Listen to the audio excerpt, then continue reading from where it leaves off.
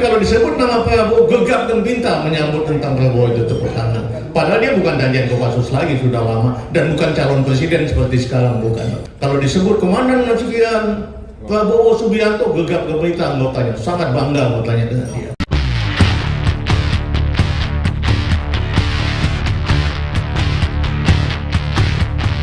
Saya dari omongan-omongan tadi yang ingin saya sampaikan, ya agak lompat-lompat karena saya catat-catat sambil ngomong tadi. Pertama ingin saya sampaikan bahwa apa yang disampaikan Pak Prabowo itu sebuah harapan, sebetulnya memang beliau dari dulu seperti itu. Saya contohkan begini ya, di semua kesatuan yang dipimpin oleh Pak Prabowo, pasti kesatuan menjadi sangat baik dibandingkan sebelumnya. Contoh misalnya ya, beliau pernah Danjen Kopassus, tanpa mengecilkan danjen-danjen sebelumnya. Saya ikut berapa kali ulang tahun Kopassus, Pak Prabowo juga sudah ada di mana-mana, udah nggak menjabat lagi. Tapi kalau disebut, ya selama setiap ulang tahun kesatuan pasti disebut ya, komandan pertama, komandan kedua. Komandan-komandan lain hampir tidak ada tanggapan, ya mohon maaf dengan tidak mungkin. Tapi kalau disebut nama Prabowo, gegap gempita menyambut tentang Prabowo itu tepuk tangan. Padahal dia bukan Danjen Kopassus lagi, sudah lama, dan bukan calon presiden seperti sekarang, bukan. Dia pernah komandan Batalion 328, Nita Saudara 17 Kostrad. Saya transfer atasan langsungnya, sama juga. Sampai sekarang pun kalau disebut nama Prabowo, pada waktu itu beliau tidak menjabat apa-apa, sudah keluar hari ke Yordania apa. Kalau disebut komandan sekian Prabowo Subianto, gegap gempita anggotanya, sangat bangga anggotanya dengan dia. Dan memang di mana dia menjabat, pasti kesatuan itu dia latih dengan baik dan dia lengkapi dengan sangat baik dengan berbagai alat peralatan yang canggih. Orang akan bilang ya dia waktu itu kan anak mantunya presiden, bisa saja. Tapi apa semua orang menjadi punya kemampuan itu mau? Nah, mungkin lebih baik dia pakai uangnya untuk sewa private jet kemana-mana daripada untuk nomor satuan, mungkin seperti itu. Dia juga sangat peduli.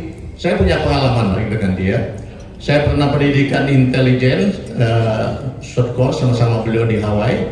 Kami bertiga, saya pimpinannya. Bahasa Inggris saya tentu saja tidak sebaik bahasa Inggris Prabowo, tapi dia sangat banyak membantu saya dengan tulus. Artinya bahwa dia nggak peduli pada saat dia itu bukan komandan pun bukan pimpinan. Dalam pada saat dia bisa membantu untuk kesuksesan itu pasti dia lakukan. Ini sekedar memberikan harapan juga ya. Pada saat beliau Danjen Kopassus, beliau pernah berkunjung ke Akmil. Saya gubernur Akmil waktu itu. Bang, aku mau ke Akmil bang, ya naik apa wo? Saya bilang, pakai heli. Saya terjun bebas bang, free fall. Hah? Seorang bintang 2 masih mau free fall. Hebat banget itu. Saya kira kalau saya terakhir terjun itu saya pangkat dengan kolonel. Nggak tahu teman-teman yang lain mungkin ada yang bintang 2 masih mau terjun bebas. Dia free fall. Buat saya sangat menguntungkan. Oke, wo, saya bilang, saya kumpulkan taruna di lapangan. Dan kebetulan dengan dia terjun tripol itu buat saya poin yang baik untuk memacu anak-anak taruna tuh lihat. Kalau jadi pimpinan seperti itu, bukan setelah pangkat tinggi kemudian duduk di belakang meja, enggak, betul-betul turun ke lapangan sama-sama dengan anggotanya. Pada saat saya komandan gubernur Akmil juga, dia merenovasi total, lupa saya 4 atau 6 gedung kelas gitu, yang tiap gedung itu ada terdiri dari 3 atau 4 kelas gitu. Dan itu luar biasa sekali karena dia nggak ada hubungan apa-apa. Dia hanya pernah taruna di situ, itu aja. Kembali kalau orang yang skeptis begitu mengatakan, iya Pak, buat dia kan gampang mengerahkan orang untuk bangun. Tapi apa semua orang mau seperti itu? Buktinya ya ada orang yang punya duit banyak juga lebih baik dia foya-foya sendiri kemana-mana daripada ikut-ikut seperti itu. Itu antara lain yang saya kan. Sehingga boleh saya katakan kalau Prabowo punya tekad seperti itu memang ya dimanapun dia satuan, pimpin satuan pasti dia lakukan seperti itu. Pada saat tugas-tugas operasi juga sama. Kopassus ini pada dasarnya kan bukan satuan operasional, satuan pembinaan. Artinya satuannya di BKU-kan kepada komando operasi di mana-mana gitu ya. Jadi dia sudah kehilangan kendalinya di sana kecuali masalah pembinaan. Tapi di mana pasukannya ada, dia acap kali datang tiba-tiba ke situ untuk inspeksi sama pasukannya, dan itu kadang-kadang mengganggu juga karena mengganggu pengendalian operasi. Tapi terlepas dari itu menunjukkan dia betul-betul tidak mau lepas tangan dari kesatuannya. Jadi saya bisa katakan dari aspek itu bukan saja dengan pidato awal dia, Tapi memang manusianya seperti itu, dia akan berusaha keras dan dasar memimpin organisasi yang menjadi yang terbaik. Nah, pada saat situasi seperti sekarang, saya diskusi dengan teman-teman dekat saya banyak kali-kali. Ini gimana membenahinya, karena kita sudah tahu lah, orangnya tekadnya tinggi, tapi kabinetnya kok seperti ini. Gimana? Umumnya mengatakan, Pak sudah punya konsep tentang menata itu bagaimana dalam waktu dekat ini. Tapi ada poin yang saya sampaikan teman-teman yang ada di dekat dia. Pak, memang menurut kami perlu ada sikon di luar, Pak, supaya bisa memberi kekuatan dia untuk betul-betul tegas untuk melakukan pembenahan di kabinetnya. Nah, mungkin front tanah air ini bisa juga menjadi pembangun sikon itu dengan memberikan masukan-masukan sedia sehingga dia merasa betul perlu kita ambil langkah-langkah cepat dalam kaitan itu. Karena kalau tidak ada pembangunan kondisi sikon di luar kabinet, mungkin beliau akan agak sedikit lambat untuk mengambil keputusan. Tapi kalau sikon terbangun, saya kira akan lebih cepat buat beliau. Dan saya sarankan juga, mestinya front tanah air ini harus punya jalur khusus kepada Presiden Prabowo. Saya kira bisa dibentuk gitu ya. Mungkin kadang-kadang bisa ketemu langsung ke beliau-beliau ya, atau melalui jalur khusus itu boleh. Mungkin kita bisa mengutus 3-5 orang untuk menjaga komunikasi dengan itu. Tentu aja dengan catatan supaya tidak menyimpang. Yang 3 atau 5 orang utusan kita itu tidak boleh menjadi bagian dari kabinet Prabowo. Itu udah komitmen kita bersama selalu ya. Jangan sampai utusan itu justru membangun untuk seolah-olah saya hebat Pak, nanti pakai saya bukan. Tidak.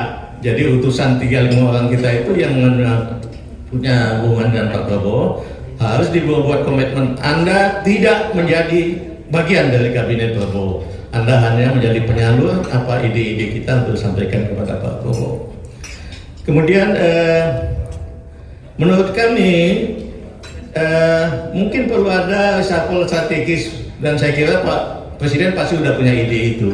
Tapi yang perlu kita sarankan adalah ini betul ditata secara sepertinya alamiah gitu ya.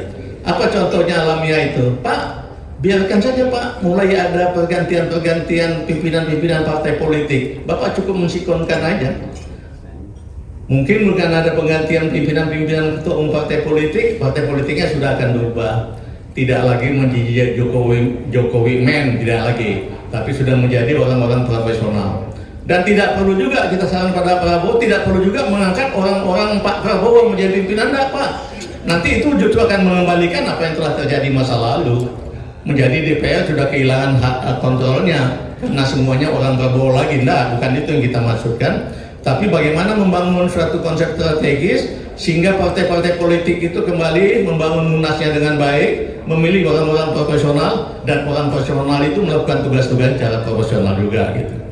Kemudian juga setiap ada pergantian reshuffle kabinet, ya memang untuk menjaga situasi orang yang dicopot, mohon maaf ya, di reshuffle dari partai politik tertentu, hendaknya diganti dari partai politik itu juga, tetapi pilihannya Prabowo Subianto, bukan titipan orang siapa-siapa gitu ya. Ini sangat perlu supaya kemudian kabinet dia bisa bekerja dengan baik, bukan hanya melanjutkan apa yang telah dilakukan oleh, mohon maaf, oleh Pak Jokowi yang lalu. Kemudian ada poin lain saya catat sendiri juga. Mungkin perlu segera mulai dilakukan, beliau tentu sudah mulai merumuskan kartu kuning untuk mengulang untuk reshuffle kembali. Misalnya katakanlah ada tadi disebut, tadi teman menyebutkan tentang salah satu menteri yang disebut oleh Pak siapa tadi? Iya. Ya mungkin sudah buat kartu kuning satu, muncul kartu kuning kedua udah copot aja, tapi diganti dari partai politik yang sama, tidak menimbulkan gejolak, tapi itu pilihannya Prabowo Subianto, bukan lagi titipan dari ketua parpol yang lama, apalagi titipan dari Jokowi gitu ya kan. Saya kira itu poin-poin yang ingin saya sampaikan, tapi kejutan itu segera harus dimulai. Tadi saya sependapat sekali, betul-betul prinsip sekali itu undang-undang KPK harus segera diubah. Betul-betul KPK tidak lagi menggampang diotak-atik oleh Presiden, dan saya yakin Pak Prabowo juga waspadakan juga karena beliau mohon maaf, kita tahu ada dugaan-dugaan juga ya.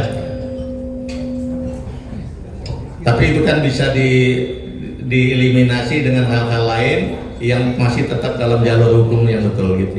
Itu aja yang ingin saya sampaikan pada kesempatan ini, mudah-mudahan ada manfaatnya. Bila taufiq wal hidayah, assalamualaikum warahmatullahi wabarakatuh. Waalaikumsalam warahmatullahi wabarakatuh. Terima kasih Pak Wabro. Sekarang Bu Nur Hayati ya. Bu Nur Hayati mau nyorotin